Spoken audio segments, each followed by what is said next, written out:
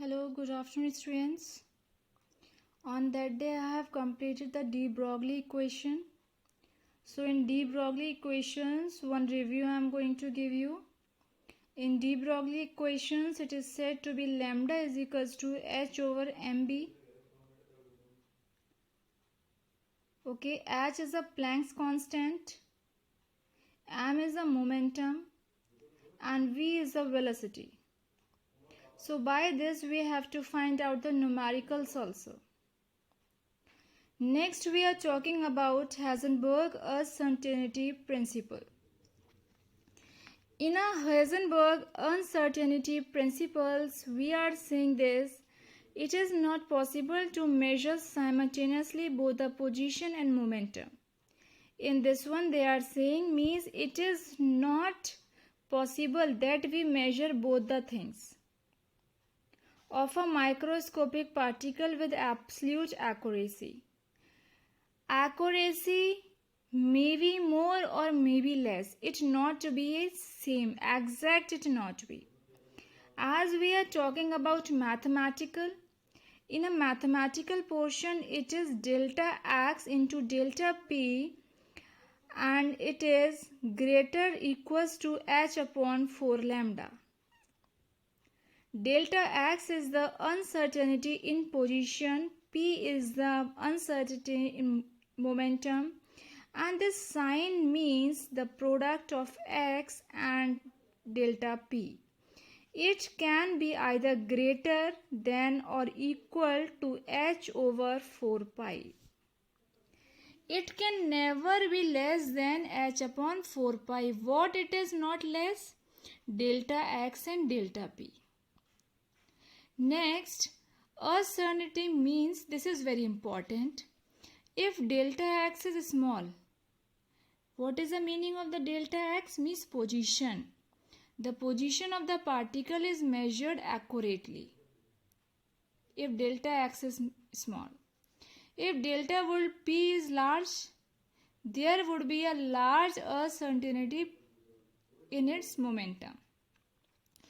In vice versa, we can say if delta p is small, the momentum of the particle is measured more accurately.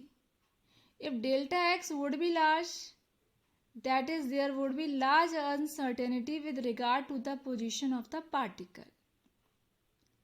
So these 2 points are very important. They are telling about if delta x is large, what about the delta p, and if delta p is large, then what about the delta x. And delta x is the uncertainty in position, p is the momentum. In other words, we can say if the position of a particle is measured accurately. If the position is measured accurately, means delta x is measured accurately, then there will be more error in measurement of momentum.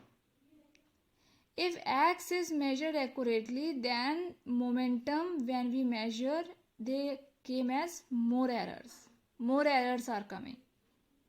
If momentum is measured more accurately, the position will not be accurately known. If momentum is accurately fully, then what will happen? Position will not accurate fully. So overall we can say, since momentum p is equals to mv, we can write as p is equals to mv. Therefore, in place of p, we are writing as m delta v, because mass is constant here. So according to this relationship, we can say, you can see beta here, delta x into delta p. On this delta b side, we are putting m delta v. This is m delta v. This is equals greater than h upon 4 pi. Delta x into delta v greater than equals to h over 4 pi, m is coming on this one side. So this also means that the position and velocity of an object cannot be simultaneously known with accuracy. Till here understood to all? This is said to be the uncertainty in Heisenberg uncertainty principle. Overall understood to all? Next, some questions I am going to do The questions are, first question, you have to write down in copy. A tennis ball of mass is this given, is moving with a speed is this. Calculate the wavelength. Lambda have to find out. Will the momentum of the ball exhibit a wave character? Explain as they have given. So when asking this type of question, means when they are asking about the wavelength, at that time we have to use lambda is equals to h over mb. So m already given, this is v is given speed 62, v is given 62, h is already 6.63, it is given. Only we have to put the values and answer is come. This is the numerical. Second numerical of the de Broglie they are asking. Calculate de Broglie wavelength of an electron. De Broglie, in this one you have to put the formula of the de Broglie. Delta is equals to h over mb. Mass is given for us, speed given 1%, h is given here. But I would like to say this thing, h value have to learn it. Okay. M is equals to this one, h given, v 1% of speed. This 1% of speed when we have to find out in meter second, then what we will do, 1 upon 100, 1% means 1 upon 100. Then light, electron, speed of light value will come here 3 into 10 to the power 8. This is the light value, fine. So overall it is coming as 3 into 10 to the power 6 meter second inverse. And lambda is equals to 6.63 into 10 to the power minus 34 kg meter square second inverse upon this one. So it is coming as 2.43 into 10 to the power minus 10 meter. Fine. Next question is, calculate the mass of photon of sodium light. Mass here they are asking of photon, some light. Wavelength given, velocity given, h is given. Put this formula. Mass have to find out, mass we have put at the outside, and then we will put the value. Let's see here. Lambda already given for us. Lambda given as 5894 angstrom. This angstrom is changed into the meter. When this angstrom is changed into the meter, it is changes 10 to the power minus 10. V is given us, V velocity of light, that is 3 into 10 to the power 8. H value already given us 6.63 10 to the power minus 34. Only the value we have to put, the answer will come. Same this one question and this one question you have to write it in your copies, students. Okay. These things you have to complete it in your copies. Now next we are talking about, next topic is concept of shells and subshells. Okay, concept of shells and subshells. So you should know what is the meaning of shells and what is the meaning of subshells.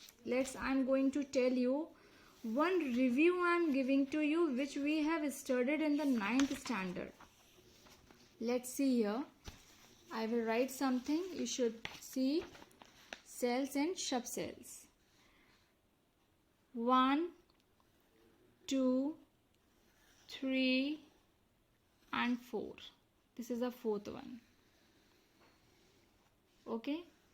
We can say shells and subshells fall this, and we can also say the levels. This is said to be S, P, D, F. In 9th standard we are saying as K, L, M, N. The value the electrons is putting here 2, 8, 18, 32. Like this is said to be the cells and subshells. What it is said? Cells and subshells, these things we are doing. For an example, if we are using an example of sodium is 11. It is right as electronic configuration is 281. So first of all we have to make the first one small one. 2 electrons will come here, third electron will not come because it having the capacity to take only the 2 electrons. 8 electrons will come here, not 9 electrons will come because it having a capacity to take only the 8 electrons.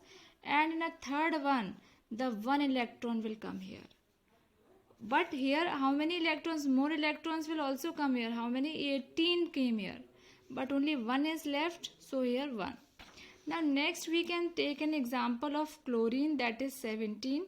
It is 287. In this one, 1 shell, 2 shell and 3 shell. So in a 1 shell 2 electron, in this shell 8 electron, in this shell 7 electrons will come. So this is said to be the shells and the subshells. Concept I will do in the next time. Okay students, we have completed the de Broglie, Bohr model we have completed. Okay, Heisenberg we have completed, uncertainty principle we have completed, and concept we will do. And after the concept I will go on the shapes of it, shapes of S and P. Understood? Thank you students and have a nice day.